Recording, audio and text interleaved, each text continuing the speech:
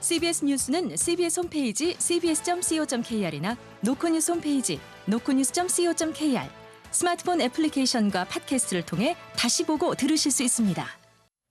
이어서 부산에서 전해드립니다. 부산시가 21대 대통령 선거를 앞두고 각 정당에 제안한 부산 공약을 놓고 지역 정치권과 시민사회에서 갑론을박이 벌어지고 있습니다. 더불어민주당 이재명 경선 후보가 내놓은 공약과 차이가 있기 때문인데 앞서 지난 3월 이 후보와 박형준 시장 간 빈손 회동의 여파라는 분석이 나옵니다. 박중석 기자가 보도합니다. 민주당 유력 대권 주자인 이재명 후보가 지난 18일 내놓은 부산 공약의 핵심은 해양수산부 부산이전과 북극항로 개척입니다. 하지만 나흘 뒤 부산시가 제안한 지역 관련 10대 대선 공약에는 해수부 이전이 포함되지 않았습니다. 대신 국회 문턱을 넘지 못하고 있는 글로벌 허브 도시 특별법 제정과 한국산업은행 이전이 최우선 과제로 제시됐습니다. 이 후보와 부산시가 내세운 핵심 공약이 엇박자가 난 건데 지역 정가에서는 지난 3월 이 후보와 박형준 시장 간 감정 싸움으로 마무리된 이른바 빈손 회동의 연장선이라는 분석이 나옵니다. 부산시가 제안한 공약에 대해 지역 민주당에서는 박형준 시장을 비판했습니다. 해수부 이전이라는 실익을 앞에 두고 시장 개인의 정치적 목적에 매몰돼 있다는 겁니다. 민주당 전재수 의원입니다. 박형준 시장이 자기 정치적 앞길을 걱정하는 건지 아니면 정말 부산 미래를 위해서 걱정하는 건지. 반면 부산시는 허브도시 특별법과 산업은행 이전은 부산 전체를 바꿀 수 있는 큰 프로젝트여서 최우선 과제로 선정했다고 설명했습니다. 이준승 부산시 행정부시장입니다.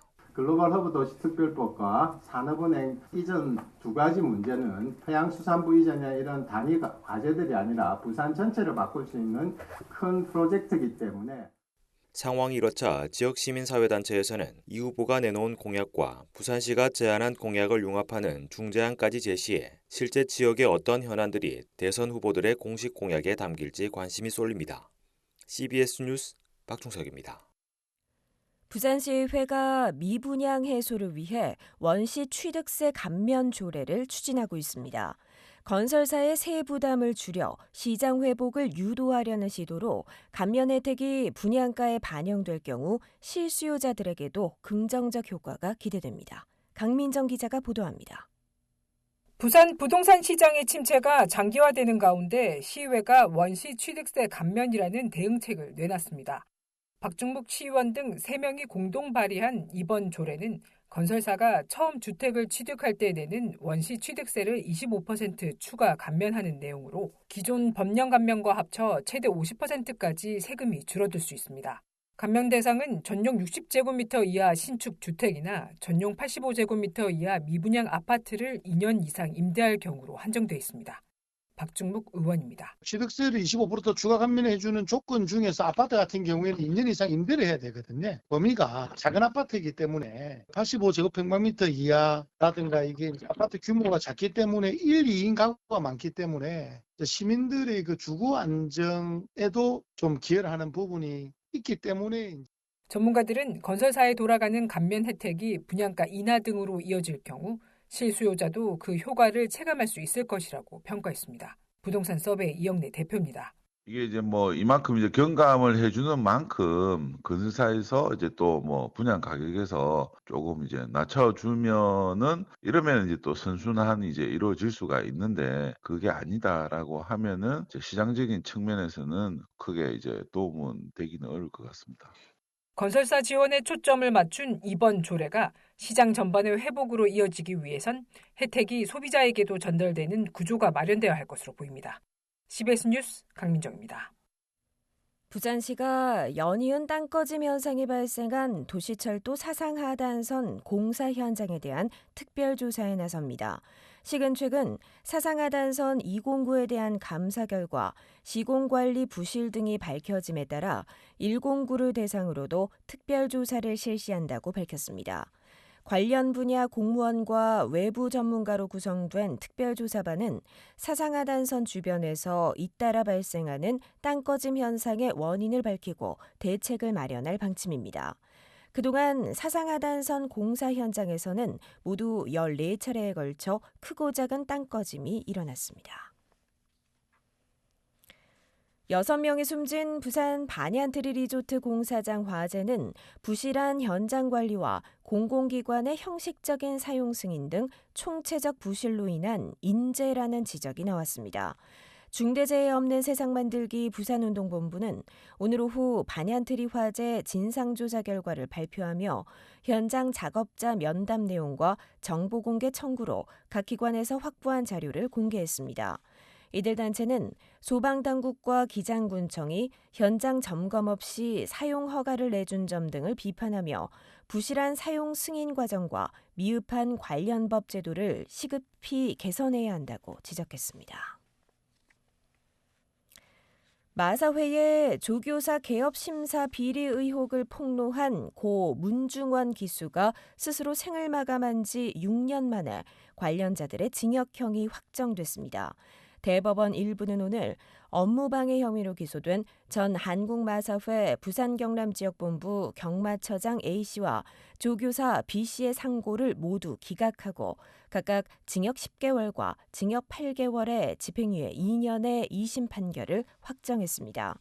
이들은 2018년 조교사 개업 심사를 앞두고 발표 자료 사전 검토를 부탁하고 보완을 지시하는 등 조교사 선발 업무를 방해한 혐의로 기소돼 1심에서 무죄를 선고받았지만 2심과 대법원에서 업무방해 혐의가 인정됐습니다. 부산 지역 국가산단인 강서구 녹산국가산업단지의 생산액과 수출액이 급감해 침체가 장기화하지 않을까 우려됩니다. 한국산업단지공단 자료에 따르면 녹산산단의 지난해 총 생산액은 12조 4천억 원, 수출은 37억 6,400만 달러로 전년에 비해 각각 4.18%, 13.8% 감소했습니다.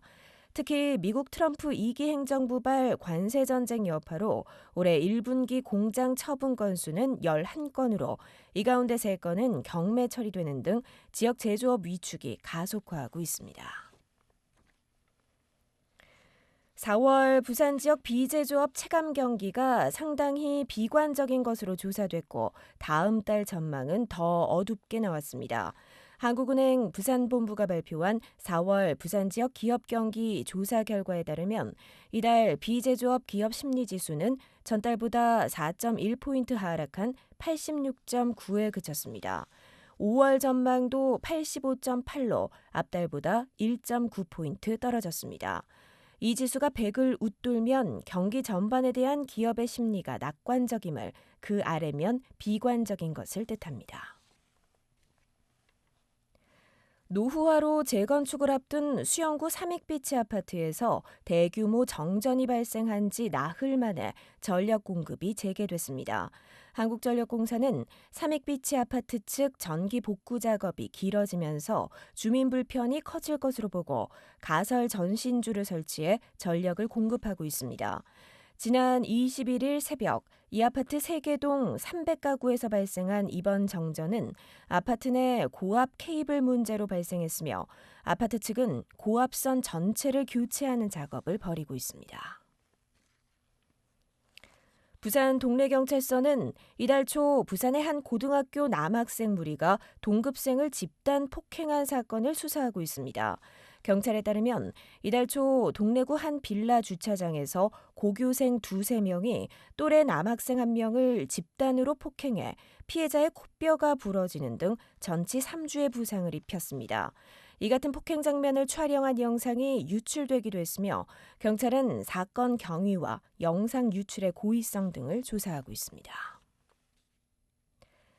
수십억 원대 대금 미회수 사건과 관련해 수사를 받아온 박극재 전 부산 공동어시장 대표이사가 구속됐습니다. 끝으로 날씨입니다. 내일 부산은 맑은 가운데 아침 최저기온 10도, 낮 최고기온 19도로 오늘보다 기온이 1-2도가량 낮겠습니다.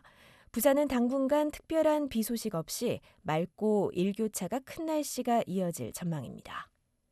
부산의 현재 기온은 16.5도, 습도는 65%입니다.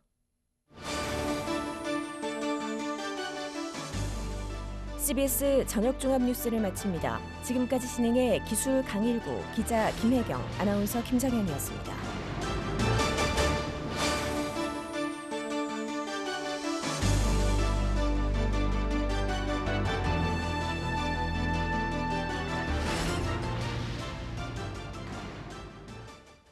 CBS